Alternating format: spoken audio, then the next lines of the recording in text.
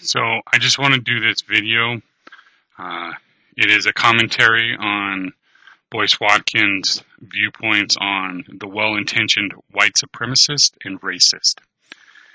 I have a lot of questions about this because I obviously do not agree with it. I'm going to comment. I'll let you listen to what he's trying to say. I'll explain how I heard it, and then I'll let you know about my take on it. And well, here he is. Now, I want to talk about something that I saw in media that it kind of reminded me of my days when I was teaching at Syracuse University. As you know, I was on the faculty at Syracuse for about 13 years. After I finished my PhD at Ohio State in finance, and one of the things that I remember kind of dealing with and being very frustrated by was the systematic racism that I had to deal with as a faculty member at that university. I remember just sort of, just kind of feeling that you're being sold a false bill of goods, that you're kind of being lied to a little bit. I remember the first day I came in on that job. They hadn't hired a black person or promoted a black person in my department in over 100 years, I think, at least 50 years, 50, 60 years.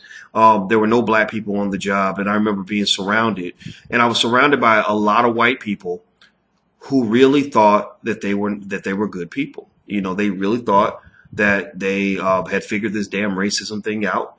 A lot of people, a lot of people in the north, northeast, etc., maybe in the west and Hollywood or whatever, they kind of feel like they sort of escaped this racism thing. They kind of look at a situation like Charlottesville and they say, "By God, I would never be a neo-Nazi. I'd never do that. Hate is wrong, and racism is wrong," and they really kind of feel like they've escaped that web. And I think those of us who kind of understand racism on a deeper level kind of realize that nobody escapes that web. Nobody escapes white supremacy and the belief in white supremacy and the commitment to white supremacy, even black people.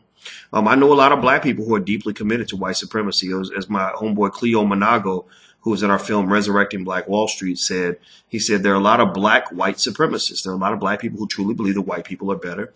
They believe white systems are superior. They believe the white schools are better. They want their kids to go to, the universities run by white folks. They want they want to win Oscars and Grammys and other imaginary awards invented by white people because they want white people to validate them because that's what they need in order to feel whole. And it's a disease. It's a mental illness. It affects all of us, myself included. I grew up as a black boy in Kentucky, and I remember growing up believing fully and completely that being black meant that I was second rate, that I was inferior, and I'd spend the rest of my life overcoming that. One of the things you don't understand, I spoke to a really respected psychologist, a therapist the other day, and she said that the subconscious mind is manipulated by three major things.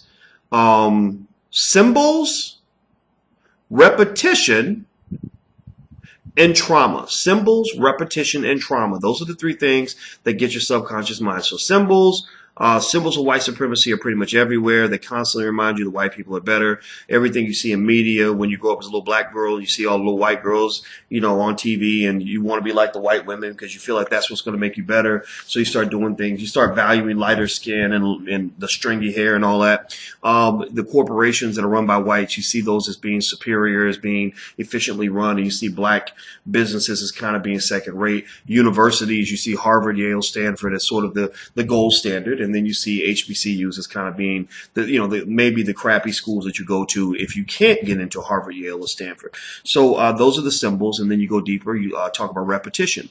One area where white supremacy is repeated consistently on a regular basis is through music, and many times it comes through the voice of black rappers who constantly remind black dudes that you ain't nothing but a thug, nigga. You ain't that. You out here. You supposed to disrespect black women, murder black men whenever possible, throw all your money away, walk away from education at every available opportunity, brag about going to prison and all this other nonsense that doesn't make any sense, that ruins your life.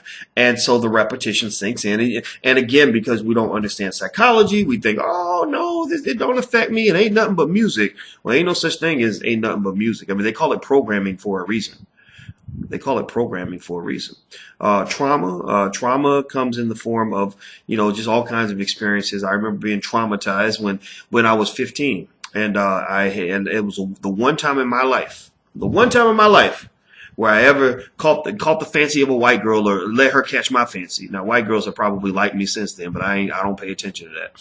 I think black women are the most gorgeous women on the earth, and I can't look past the sisters, you know. But I'll tell you what, when I was 15, this little white girl got my attention, and I thought that, you know, everything was cool. And I remember her daddy had a big issue with her dating a black boy, and I did not understand how this man who was, you know, who seemed pretty nice to me, uh, for some reason he didn't like me. And I was like, well, why don't you like me? Like, I thought we were friends, you know. And it really hurt, you know. It was very traumatic, and that trauma stayed with me. I never dated a white girl again after that, and I'm glad I didn't, because I believe in the black family. As you know, we were in New York and we made a film called The Black Love Blueprint, and although we did feature one interracial couple, you won't ever see me on any receiving or giving in on any interracial couple. I will not. One day I will be married in about probably 6 years. I will announce that Dr. Boyce Watkins is getting married, and I won't be marrying Becky Sue. I will be marrying Shaquanda, Shaquita, Boniqua. I'm joking. I'm playing. There won't be a Boniqua or Shaquita. Actually, I think I kind of might know who I want to marry, but I'll tell you that later. So here's the point. Here's what I want to dig into with that. When I think about my experience at Syracuse University, you know, it made me think about how you have so many examples of white folks that really, truly believe in their heart, want to do the right thing. I really do. I just think that unfortunately they haven't really been sort of trained to understand the severity of their problem in terms of their commitment to white supremacy. And Okay, so Boyce Watkins was talking about the well-intentioned white supremacist and racist and how they support white supremacy. I don't really see how they support white supremacy, and if they do, how it's a bad thing, because how a lot of the things he was saying, kind of like how blacks support white supremacy, is by acknowledging that whites do a lot of good stuff. You know, talking about their schools, talking about their businesses, and so forth. Is it really the white person's fault if they sit there and they do their best and they surpass a black business or a black school? So basically, he said that these well-intentioned white supremacists do it, have it on the subconscious level. Okay, and it affects your subconscious level in three ways. First of all, it's icons, repetition, and trauma.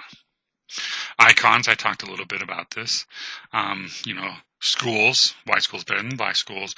Businesses, white businesses better than black businesses. And you see a lot of white people on TV.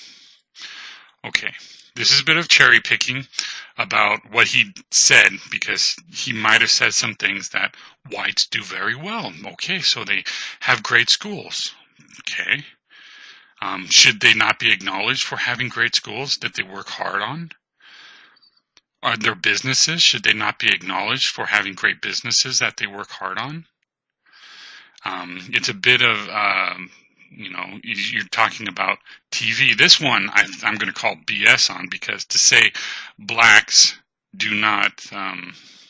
are not overrepresented in the television world, and as far as pop culture goes, dominate a lot of pop culture, is very laughable. That's to say that blacks don't have anybody to emulate is an absolute lie as far as pop culture goes. And if you're talking about TV, I know that there were some whites that if there was a white girl who wanted to make her hair look like a black girl's hair with all the braids and stuff like that, she had to put up with a lot of flack from people on social media, especially black people from social media, for cultural appropriation. So whites don't do this anymore. A well-intentioned white person will never emulate or take anything from a black person for cultural appropriation. This is not going to happen anymore. This is a well-intentioned white person we're talking about here. So is that supporting white supremacy? I don't think so. Repetition. that has nothing to do with the well-intentioned white person because it's blacks talking about blacks. It's a whole black thing. Trauma. A well-intentioned white person is not going to say you can't date my daughter because they are they are black. We're talking about well-intentioned white people, how they support white supremacy. I don't see how any of this has to do with whites, except for the ones where they try to do their best in the systems that they have. I mean, what does Boyce Watkins want?